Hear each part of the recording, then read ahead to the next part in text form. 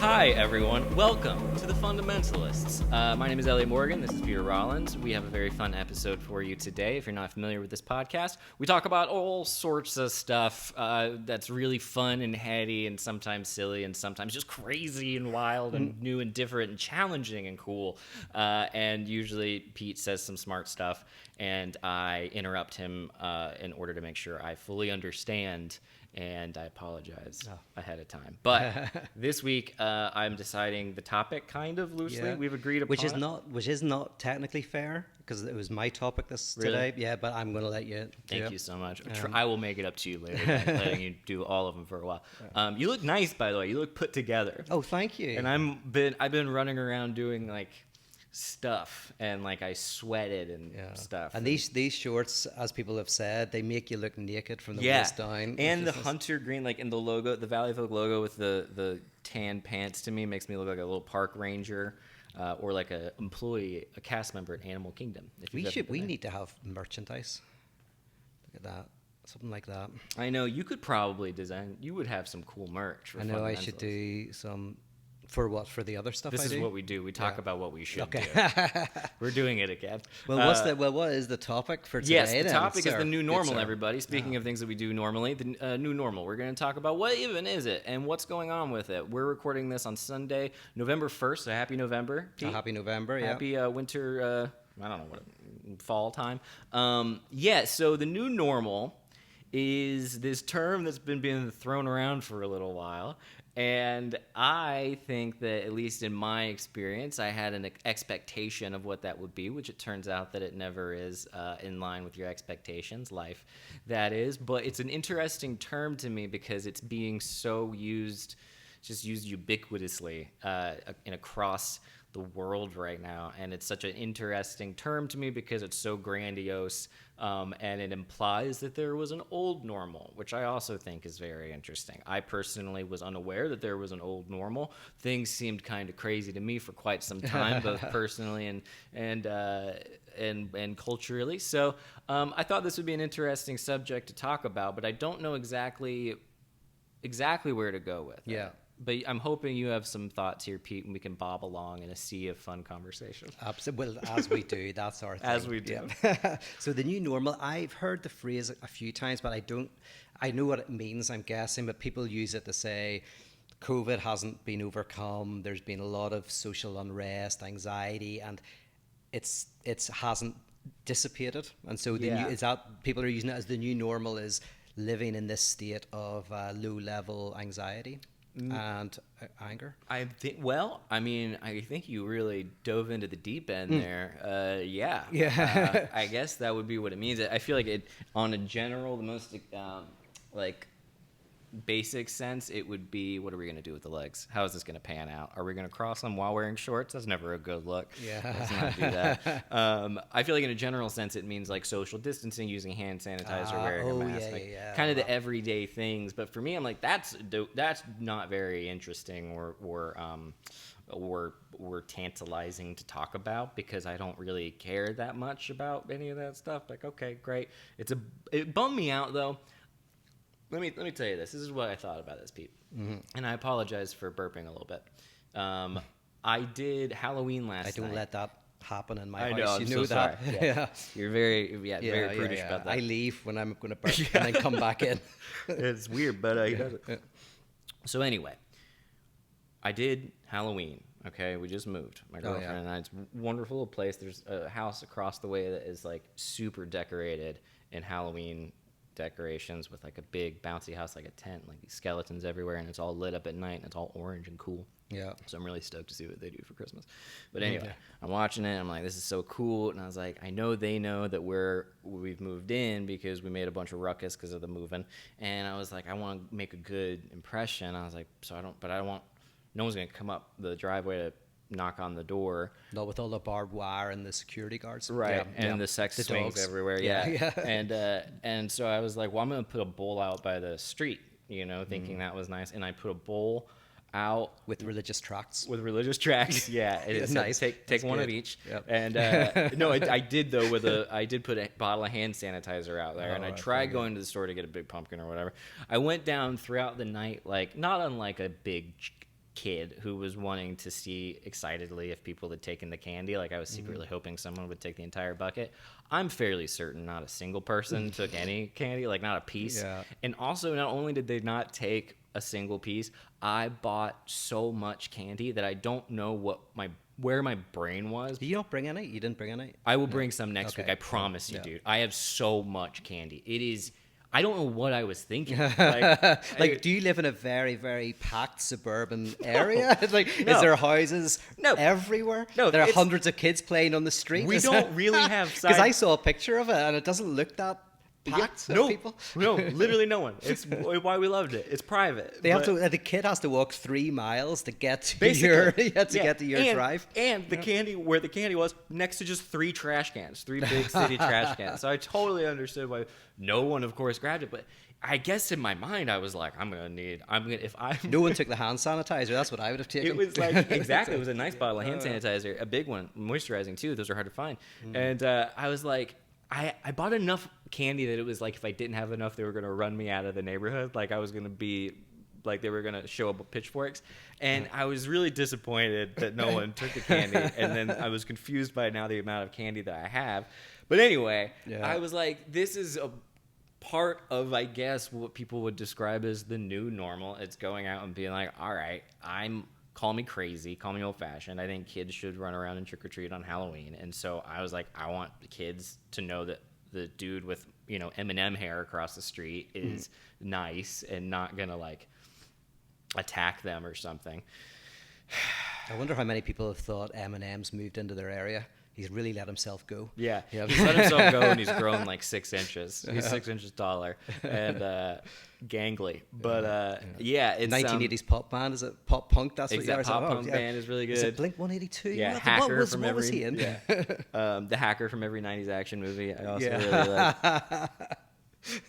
So yeah, it's an interesting thing to think about. But do you think there was ever an old normal? Do you feel personally in your life like you've had an old normal that you've deviated from? Do you feel like you're in a normal now? Like, do you feel a sense of normalcy, or do you, as a result of sort of being an intelligent person, feel you've held the contradiction of normalcy and unnormalcy? See, it is interesting, like what you're saying, because there is, in philosophy, there's an idea, Freud talks about it, retroactivity, which is where... Mercury. What's that, Mercury? What was that? When Mercury's in retroactivity. Yes, exactly. Yeah. And it means that you're going to meet somebody new. Keep yourself open to possibilities. Yes. Yeah. Keep an eye out.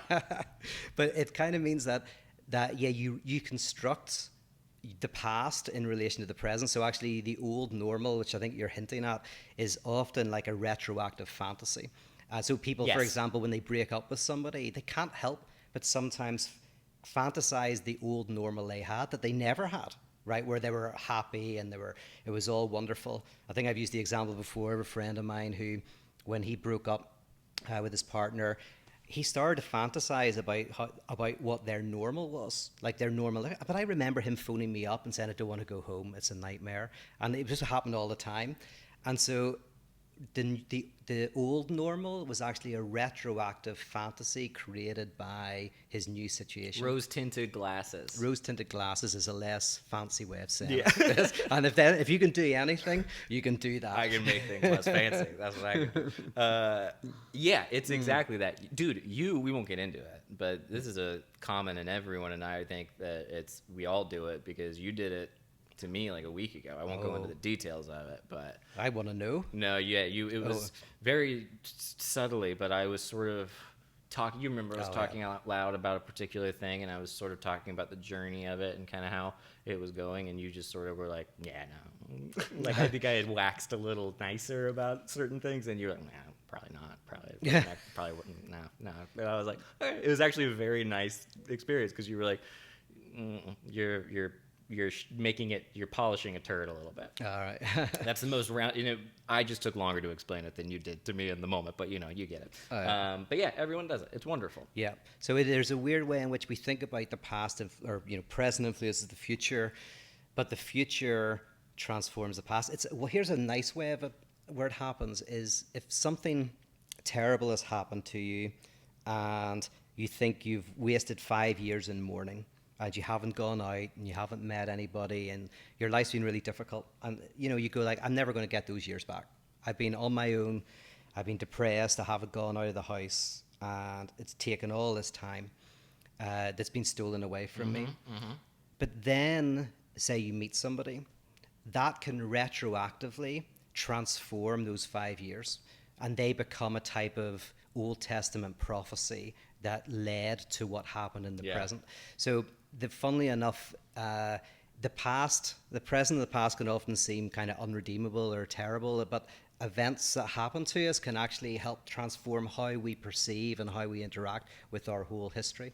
So the future changes the past. The old, one day we're going to look back on this and just laugh. No one ever likes to hear that. Yeah. I've never met someone who's like, great. Yeah. Thanks. I'm not, it's not the future right now. Yeah. I mean, it's true. The difficult times, and Freud did say this as well, the difficult times are the times that in the future you'll remember fondly. Like, and I look back to my toughest years in Belfast, living in an estate, in kind of a working class estate and difficult area. And I just think it was the best time ever. And I think I did enjoy it a bit. What in age? The time. I was between the ages of, all of that time was probably between the ages of 20 and 27 was when those are some years. Those are some years, and those are like crazy years. It was part of it was living in this squat as well, and with like 5 other people, and but like the best times. But it was crazy. Like, they were crazy times.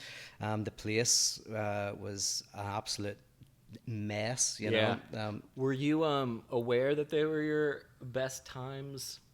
See, that's it. Probably not. Not like, best times, but probably not. And actually, if I really think about it, I go like, no, they were really tough sometimes. Obviously, like, it's tough times. But I look back and go, God, that was the richest time in my life. You know. I saw this like thing on Reddit that was like it was like a quote, but they had made the quote into the logo of the old Blockbuster buildings, Blockbuster Video. Oh yeah. And there's all these people walking in, and it said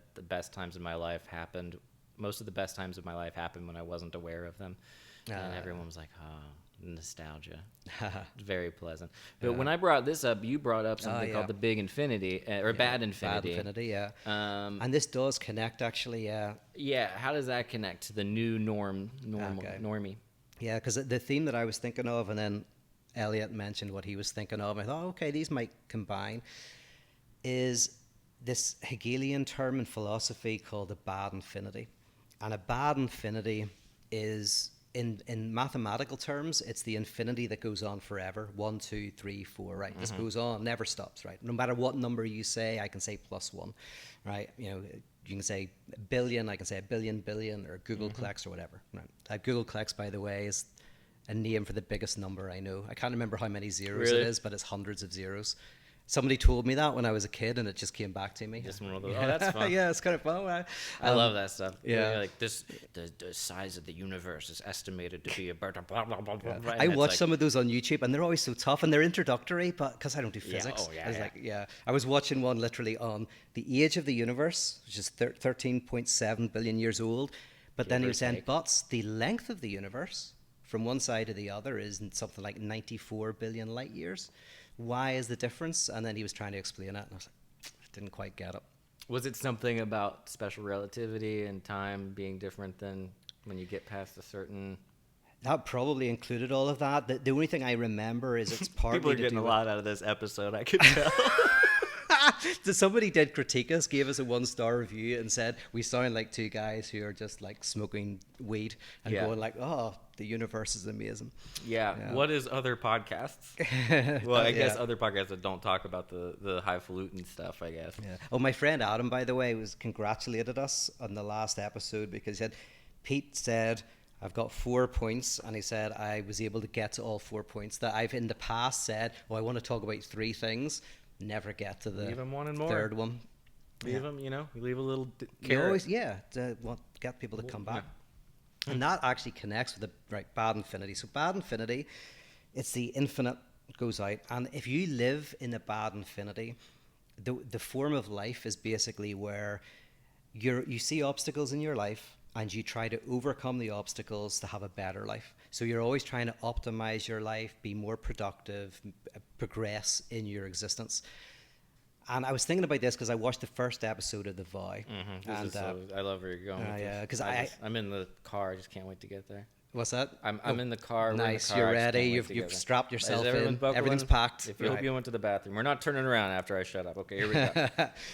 Yeah, I've only seen the first episode. I'm a bit behind. People are saying I should watch it, but I watched the first episode, and the first thing that struck me was these people are caught up in a bad infinity, because they're actually getting something productive out of this group. Yeah. But what they keep wanting is to keep getting more and more and more. And every obstacle is something that can be gotten rid of in order to move forward. A word for this would be optimized therapy, right? Which is a really bad thing. Or Todd McGowan calls it productive therapy. Productive therapy is therapy that tries to get rid of your obstacles so that you can be more productive in your life, so that you can get the things that you want to get, achieve what you want to achieve. Funnily, Jordan Peterson's a productive therapist, because I've heard him say some of his examples of people in therapy are people who he has helped to overcome symptoms by helping them see that they'll become more productive in their life if they overcome their symptoms.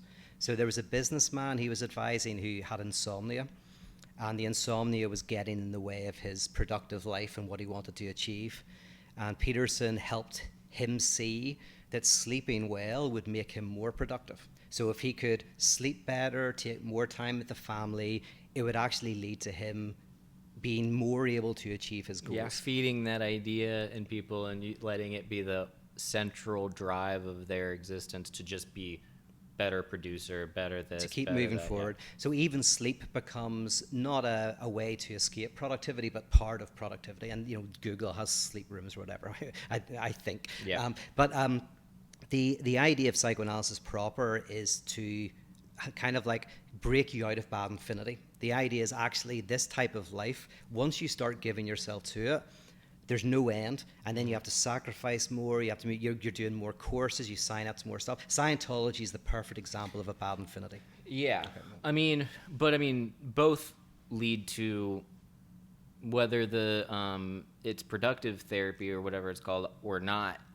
Don't both lead to both are never ending. Never ending and lead to dissatisfaction. The other infinity, profound pain. Yeah, the other infinity would be, as opposed to bad infinity, would be the infinity I imagine between numbers, the thing in the moment. It's like I think I'm like a mathematical metaphor for this bounded infinities. Yeah, psychological life of the human.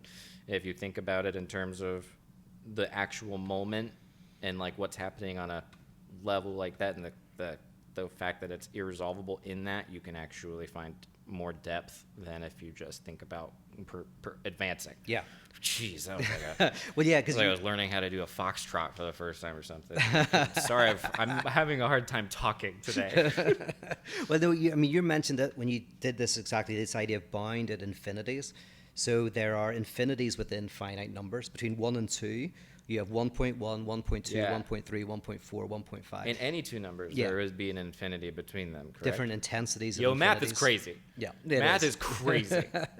So that's a good metaphor for the alternative to a bad infinity, which is what Hegel calls a true infinity. But a true infinity, I'll give you kind of a couple of examples. Well, this example is not completely true, but it's partly true, right? A good infinity might be you choose a life task, like you want to cook, you love cooking, right? And that actually defines your parameters, but you can become infinitely better as a cook, and you eventually maybe become a butcher or own a restaurant, and it continues to develop, but it's bounded by a type of obstacle, and the obstacle is you're a chef. That's what you've given your life to. That's what you're trying to get better at. And that obstacle actually generates productivity, and it's much more satisfying. So, but a better way of thinking about it even than that is that actually the obstacles in our lives aren't always things we need to overcome. They often speak of something that that we need to listen to, and that obstacles are actually the place where value is created. It's not, and when you're always overcoming an obstacle, you're always looking to the future me, the better me, the me that's going to be more optimized, and then you never enjoy the present. Yeah, and you never get to reach the conflict. Yes. What's that? You're always trying to overcome the conflict. Well, but you never actually, you never really overcome the conflict. Yeah, because I get kind of roundabouts what you're saying. Yeah. So, because in terms of conflict, you're right. In psychoanalysis, the idea is you're not supposed to overcome your symptom, but you listen to it. You find that actually you've got contradictory desires. So this business person who Jordan Peterson was advising, like my guess, I don't know, but my first guess would be the insomnia is not something to overcome. It's a protest potentially against productivity. Maybe the insomnia is actually a protest that is where the business person is actually, their body is going like, I don't want to be productive. Let's be less productive, less optimized. Would that come out in the wash though a little bit? Like if you go and you start sleeping more and you become more productive, that obstacle that this guy is supposedly vanquished, like it's gonna hit in another way. It's gonna hit in another way, yeah, definitely. That's the thing, yeah. But when it hits that next time, at least he's a little bit more productive. At least he's a little bit more like he's got that going for him. Yeah. Well, this is Adam Smith felt that this is how capitalism works, which is when he talks about the invisible hand of the market, what he means is we stupidly think that the better life is always ahead. So we think that more money, more fame, more success, that's going to make us happy. And Adam Smith says, no, it doesn't, right? As long as you've got enough money and you're happy with your friends and family, like that's what you need. More money ain't going to do much. Yeah. But he says it's a necessary illusion that generates productivity in society. Yeah. So even Adam Smith kind of almost goes like, the problem is that business person might be more productive, but he's not more happy. Mm-hmm. But you could say that this illusion is what generates productivity. Yeah, I mean, and maybe he wasn't, if he went to therapy with the sole purpose of becoming happier, having a more meaningful life. That's probably not gonna go well. It's very interesting. Yeah, I was thinking about with the it's part of the reason I got so jammed up about the new normal thing when it was first being said. It reminded me a little of being in church as a kid and hearing like that the rapture could happen any second, that we could all just disappear and everyone that you love, and you yourself might go to heaven for all eternity out of nowhere. Very heavy weight to carry as a kid, but it also, I remember constantly being like, no, like I like this, like I want to be able to get my driver's license before that happens, and I want to be able to like kiss a girl before that happens, and get like some life lived a little bit. And that's how I felt when all this new normal stuff started happening. I was like, oh man, I kind of like this though, and I want to keep riding this out and see what happens here professionally and personally, and like what this life turns out to be. And so that new normal thing, I think it probably more in other people, but a little bit in me, freaked me out a little bit, because I was like, I don't want to. I like this. I want all my little toys and all my things and all my people around me, and I want everyone to go away, just leave me, and then I can do my thing and have fun. But it's like, oh, that's not life. Like that's just literally wanting to be in the comfort of my familiar surroundings. Yeah. And like in light of that, Hegel uses the example of pain as a living contradiction.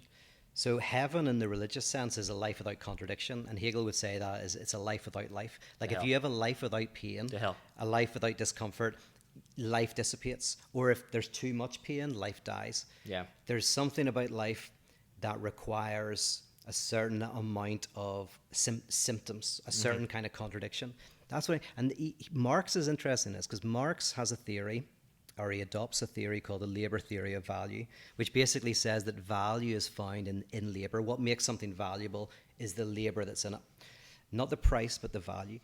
And what Marx is saying is we think that the value of a commodity is in what it does, right? We go into a shop, we buy it, and it's valuable because of what it is.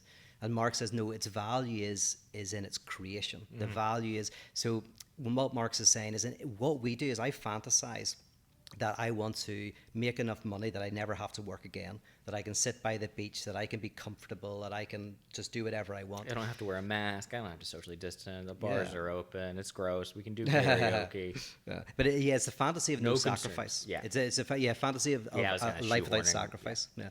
But in this idea, it's like no. Meaning and value is created in sacrifice and in struggle. And so the trick is to get out of the bad infinity, which is we're trying to overcome to get the better life, better life, better life. The good infinity Yeah. is where we see that actually the struggle of life is where all the energy and the meaning is. Here we go. Okay. I'm in. I'm bummed because this is touching on something I was just reading earlier today, Dr. Rollins. Were you trying to find it? Because you became animated there. And I looked was. around. I just got so excited. The spirit came over me for a moment. Okay. But I don't have my cell phone currently on me, and even if I did, it would take way too long to find it because it's in a scanned PDF form, which isn't fun. Like Joe Rogan and also that Pull it guy up, and Jamie. Yeah.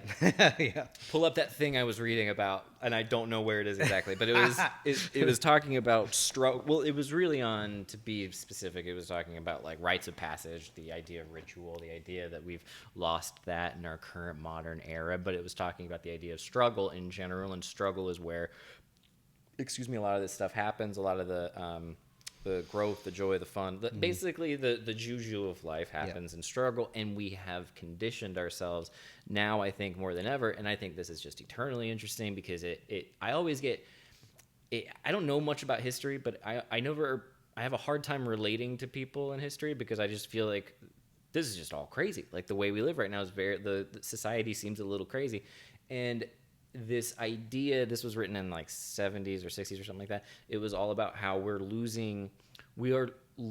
specifically it was talking about men, and then there was another side of it that was on the women's side, but it was talking about men specifically during this time. We're having a hard time adjusting to a life without the struggles that had defined them for many centuries. And now we as a people sort of all do that. Like we don't have much struggle anymore, and we do everything we can to avoid struggle. And then when we do that, we're missing out on basically life. And I think it's robbing a lot of people and causing a lot of generalized anxiety and depression across the board. Yeah. And that's my speech. Very good. No, and that connects a little bit with Todd McGowan's argument in his book Capitalism and Desire, where he argues, he argues it's not that sacrifice isn't going on, it's going on all the time and behind our backs, but we want to overcome it. We ignore it, or we repress it, or we try to, as I say, the fantasy is that we can live a life without it. And Todd McGowan's argument is, well, if that was successful, the whole system would fall apart. Because if we could actually get to the point of not having struggle or sacrifice, we would end up having meaningless lives. So technically, this society creates lots of struggle, but we always are trying to overcome it. And Todd McGowan's argument is, how do we, sounds similar to your article, how do we integrate struggle? How do we give it a good place in our lives? How do we acknowledge that sacrifice is an inherent part of society? Yeah. Yeah. It's great. And I mean, oh goodness, just love Dr. McGowan, I guess would be his name. So good. I need to just keep pummeling through the book again. Yeah, it's a very good book. Capitalism and Desire, in case you haven't heard us mention it 1,000 times. Yeah. And it's interesting because I feel like with, at least this is me, I feel like a lot of my struggle in life is, like you're saying, kind of in an effort to remove struggle, and there is like such a weird boringness to it where you're like, oh, I'm gonna do this so that I don't have to do it later. I'm gonna do this so then that'll be done. I don't have to worry about it. But it's not like taking joy or taking or even having introspection and being like, why am I not wanting to do it? Why am I like that? To me is such an interesting, difficult question to ask yourself that I feel like people don't generally do these days. And we're not taught to. Like I think the and this is maybe a little hippy dippy, but the capitalist structure or whatever, the culture seems to basically go, do everything you can to be able to relax. Like Yeah. work your entire life so that when you're done, you can relax for years, and then work all day so you can go home and enjoy a nice, refreshing beer, Yeah. and do this so you can do. It's like you're always doing it so later you don't have to do it, rather than just doing it and figuring out like how to Yeah. get the most out of that little thing. That's absolutely. And in Hegel's philosophy, one of the weird structures of it is that there's a necessary misreading. Like, so put it, so we always have to necessarily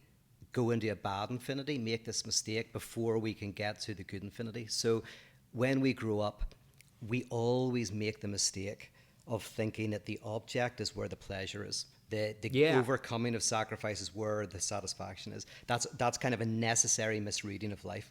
And then one has to try to get to the kind of like the overcoming of that by saying, oh, it's the struggle that is where the meaning is. But we always structurally, of necessity, make the mistake. We always start with bad infinity.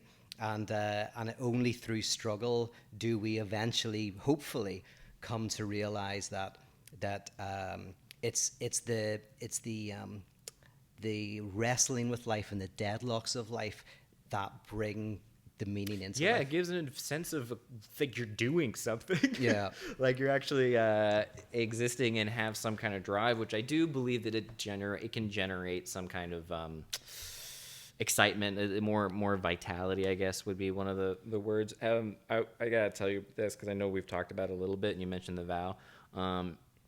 You see why it's like do you see why it's kind of a shitty documentary? Yeah, I mean, I've just seen the first episode, but I want to hear you because you've watched more of it, and you like. There's another one you like more, Yeah. isn't there? Right. So All right, you tell me Let's talk what you about think. this. This is a little aside here, folks, about this documentary. I'll watch pretty much any documentary series. I watched The Vow. I made it through it. It's tough to get through. It's a little heavy-handed. They're definitely LA like actors that they got big old targets on them. All very privileged, all very rich, all very like one of the girls is a daughter of royalty, like all that kind of stuff, who doesn't appear in The Vow, but she did do a different documentary series, and I want to plug that real fast, and it's called Seduced, I think is what it's called, Seduced, and it's on Stars. But anyway, it's so much better, and the third episode's tonight, so I do think, I'm just saying, Pete, you should check it out when you can, because it is way more interesting.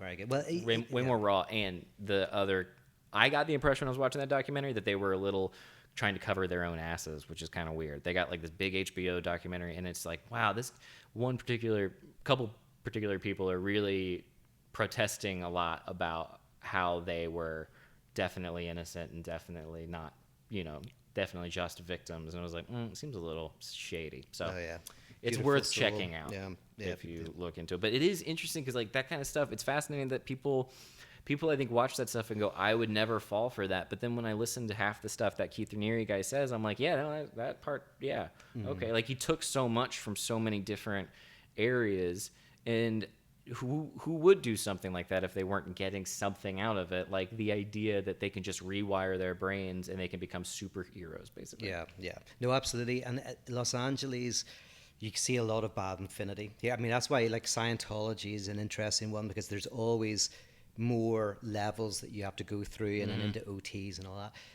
And the Vow, you could see these people who, no matter how successful they are, they feel like there's something extra, something more to get, and they get caught in this loop.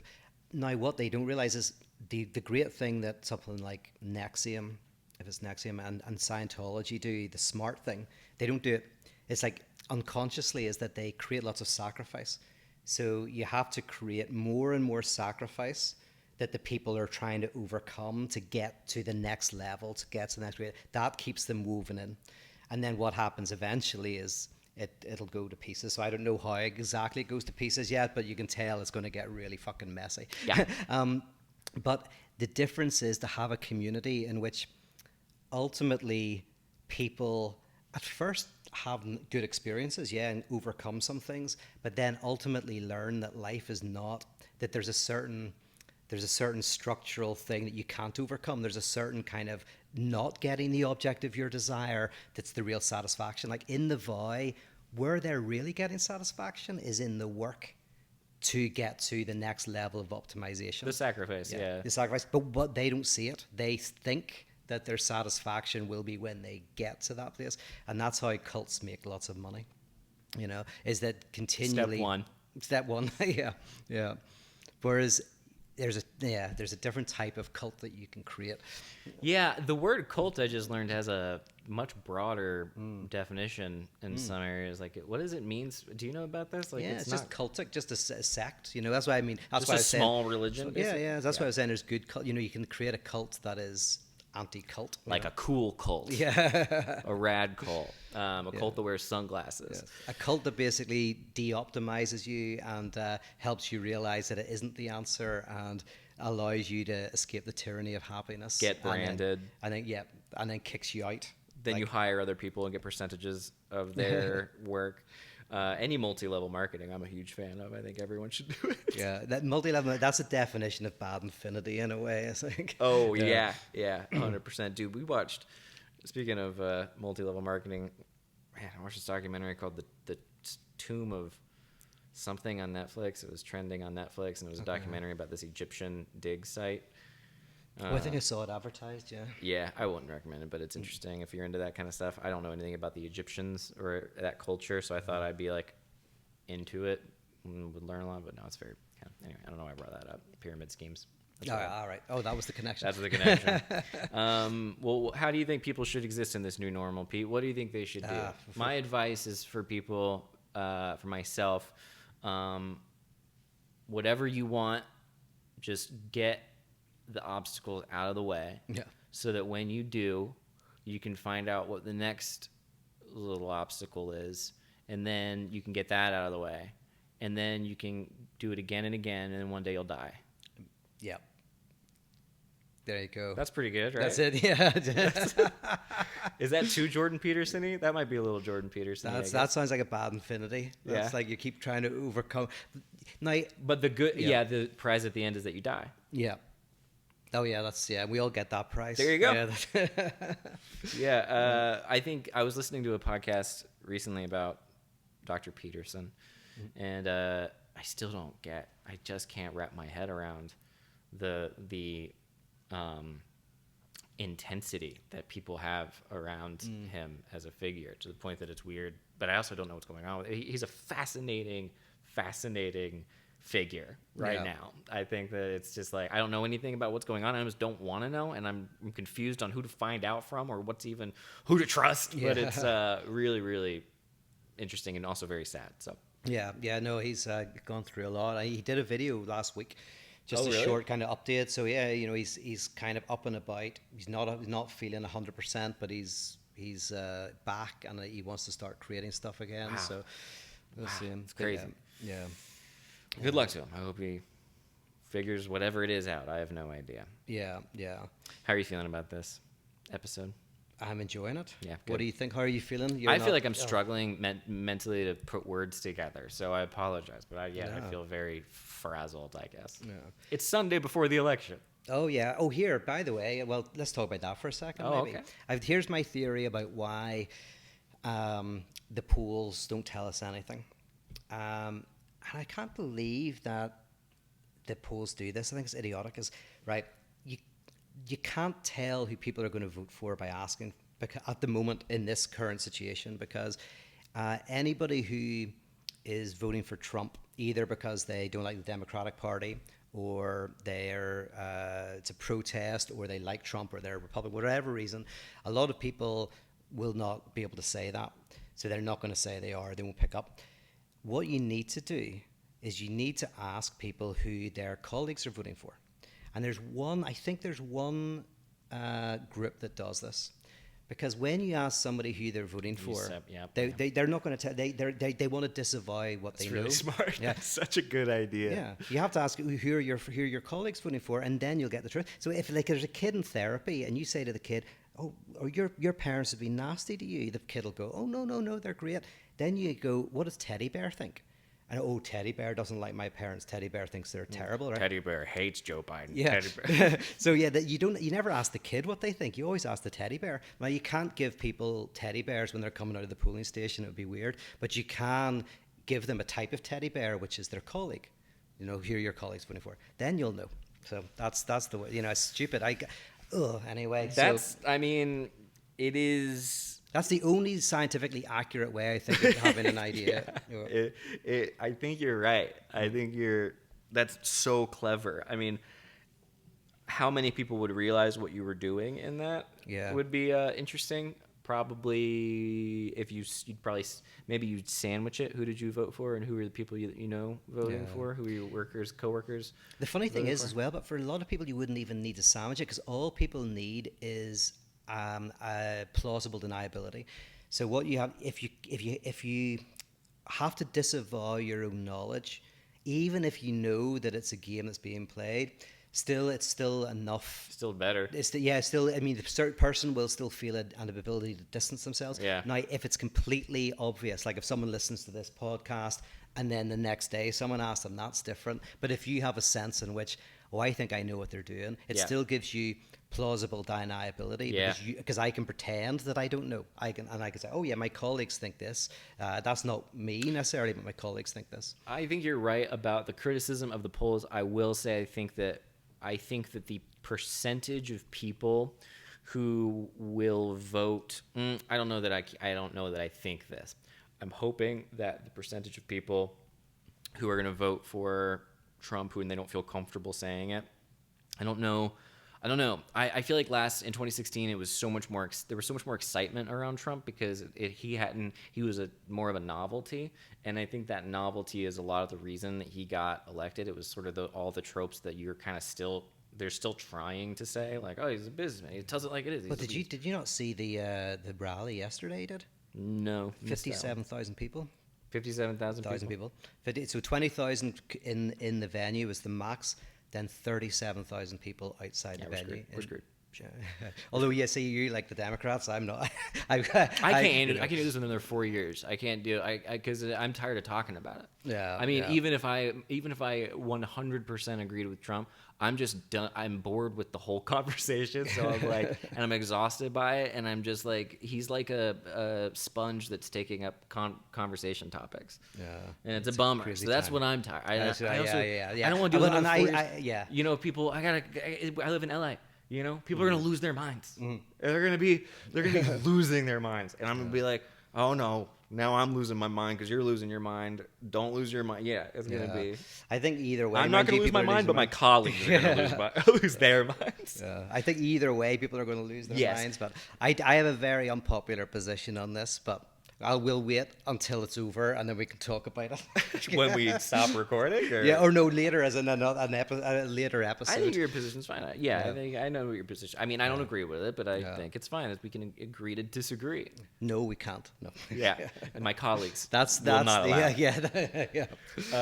It's going to be such a... Yeah, it's going to be... That's probably why I'm struggling through this conversation about the new normal, because I'm sitting there going... Because I'm one who's like, I'm fine, whatever. Like, it's a benefit of a lifestyle, I guess, but I'm aware that it could go either way. I feel like I'm in my mind, I'm like, whatever. But then I'm looking at my behavior over the past week or so, and I'm going like, no, I think I'm just a little bit more stressed about it than I'm giving. I like to think I'm beyond it. I'm not. Turns out I'm just a little bit frazzled, I think. I think it's also like, because I'm, from Europe, and we're not as big into, I mean, a lot of people are, but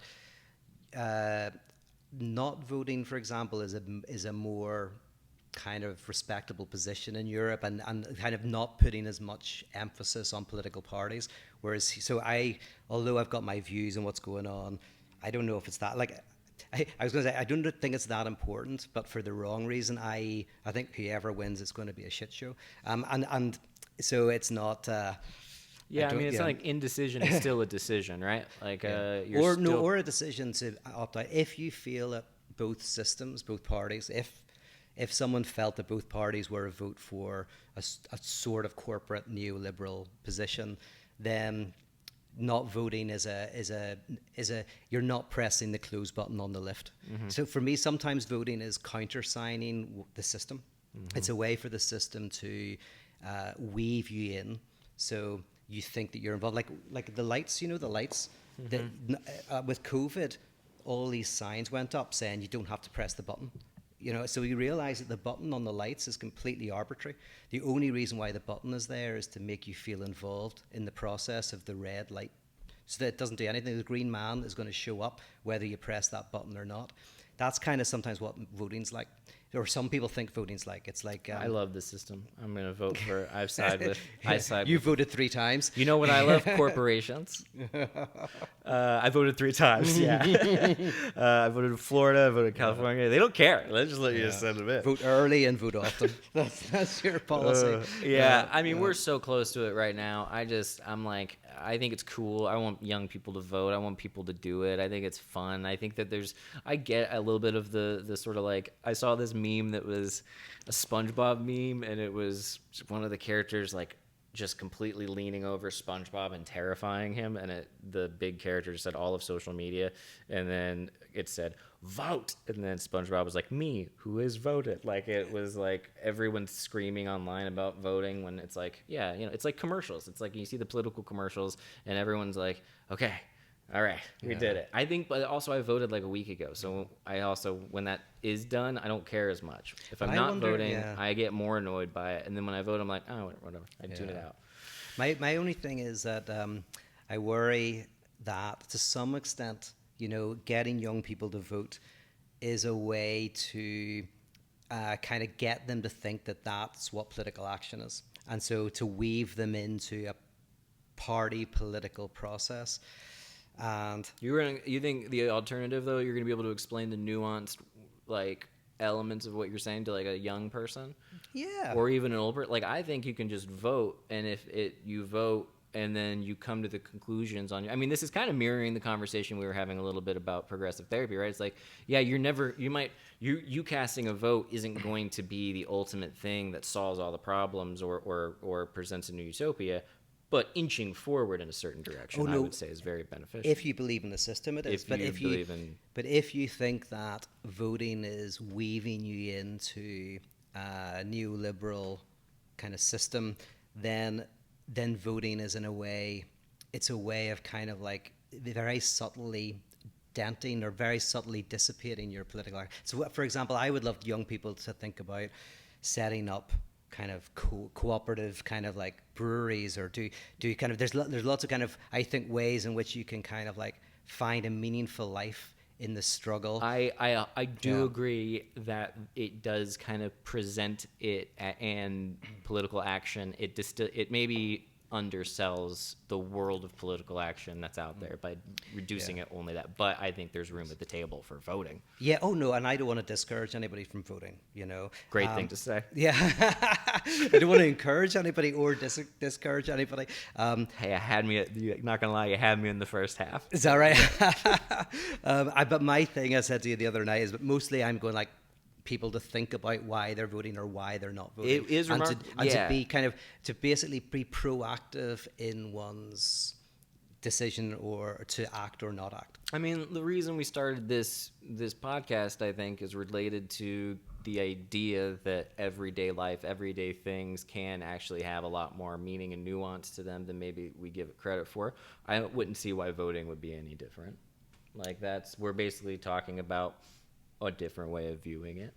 Yeah. How do you mean? Sorry. I don't know. I kind of lost my train of thought. But I mean, you're saying that, you know, you're trying to say, get people to think about the whole picture a little bit, and not just go, oh, I'm voting, okay, done. And not only am I voting, that makes me a good person who is politically active. You're going, okay, if you're going to vote. If you're not going to vote, don't vote. But you know. Yeah, and voting is a political action. That's the thing. You know, it's not even like it is. It's just whether it's the right political action. Like sometimes in a two-party system, you can be voting for two parties that are, broadly speaking, the same in a variety of ways, and then or voting for a third party or doing something else can be a thing. You know, I'm very disappointed in, you know, where the Democratic Party has gone, so I'm particularly kind of concerned about that. But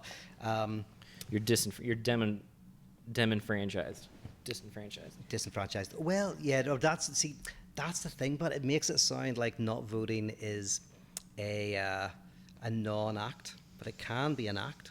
Yeah, no, Yeah, 100%. Yeah. I mean, that's but so you're disenfranchised from that system. no, I just meant from the Democratic Party in yeah, general. yeah. You yourself feel, I mean, I think a lot of people do. I don't know how you could be like super excited. I mean, that's always just part of the game now. I feel like it's like, you rally behind. I don't know. Maybe I don't take it seriously enough. But the football party element, or the football game element, is great. Like if the Super Bowl is happening, I'm not going to. That's really growing, by the way. Like the amount of people who are so enjoying this, like a football game. I think we need it. Yeah. I mean, it feels. I was thinking about that with how Halloween was yesterday. It feels like a holiday with like the football game just a few days later. Like even people who are saying they're not enjoying it, you can tell they're enjoying it. I mean, people are libidinally invested in it. 100%, yeah. And I mean, I don't have a problem with it. I think it's kind of a good. I think people need some movement right now. I think people need action. So that's kind of where it's maybe slightly shorter sighted than what you're talking about in terms of structure and the system and all that. But I mean, I feel like just in an immediate sense, there needs to be a little bit of like the what do you call it, the paddles? Yeah. It's so fun to do that sound. Yeah. I thought you were talking about spark plugs, but that was that works too. But something to kind of shake things up, because everyone has been. It's the same reason you put candy down by the kids. It's like people just need we talked about this before hitting record. Everyone's losing their minds a little bit. At least in my experience. I don't know if you guys have experienced that. I don't know if it looks like I'm losing my mind. With your blonde hair. With my blonde hair. Yeah. That's my first words to my therapist. Is like, it's not a midlife crisis. And he was like, it's funny you say that. Yeah, that's right. I had a dream and it wasn't about my mother. Yeah, exactly. Well, how do you feel about this? You feel good? Yeah, it was kind of, we just, it might not have been as on the ball as usual. I kind of feel like we're just having a chat, but maybe people like that. Maybe people tell us what you like. Tell us if you like this stuff. Tell us if you don't. Or tell us if you do, but you don't. Don't tell us if you don't. Don't tell us if you don't. Yeah, keep that to yourself. We have enough going on right now. No, I apologize. I should have brought more of an A game to this episode, but they can't all be winners, and we're all just on this little ride right now. Yeah, it's going to be fun to see what happens. I'm going to get you to watch Seduction. That's going to be what I'm going to try to get you to do on election night. And also, you're Irish, so he's Irish. Anything he says, you can't. You just have to. Northern Irish. Yeah, well, I should say that. I'm from outside of all of this, so I'm partly just looking at the elections and looking at what's going on. As a interested outsider, I do live here now. I've been here for a long time, but still I feel like it's different for me, for good and for bad. So although I kind of, have my views, I'm kind of just more trying to figure out what's going on. And I'm finding that fascinating, so forgive me as an outsider looking in. Yeah. And just watching the whole thing unravel. I keep thinking about this dude who I won't mention, who did this tweet that I won't talk about, but it was something about like these people who make fun of people who are wearing their masks in their car, they'll be driving around by themselves. And that was happening since the beginning of the pandemic. And I remember at first being like, yeah, that's silly. Don't wear your mask in your car. Like, why would you do that? And then, of course, I found myself so many times wearing my mask in my car. Yeah. And I think that a lot of the cool morals sometimes in life, and I saw someone post about this on Reddit, and one of the comments was like, a few years ago, I started just minding my own business, and I recommend it for everyone. And I was like, that's so good. I was like, why would you care? Like, why would you? If someone makes fun of me and because I'm wearing a mask in the car, who cares? Yeah, of course, make fun of me. I'm wearing a mask in the car. Have at me. But if someone else is doing it, I'm not going to make fun of them, because who cares? Yeah. And we've talked about this before. It's like, the reason why we care about something so much is because we're fighting something in ourselves. Like when you genuinely can look at someone else who disagrees and you can discuss with them, you can have your opinions, but you're not angry or then you're not fighting something in yourself. So yeah, you're right. So the more I care about something that someone else is doing that's no impact on my life, the more I'm like, what am I fighting in myself? Yeah, it's one of the best things. Moshe Kasher had another great comment on that one time where he was like, if you practice like really truly not worrying about what other people are doing, can get better at it. And he was like, I don't judge too much now. I don't care that much. It was very nice, nice sentiment. But anyway, that's my takeaway. Good. Sorry I about like it. No, I'm not sorry. This is better than what I thought, and I'm just being self-deprecating because I'm self-conscious about it. Right? All right. Bye-bye.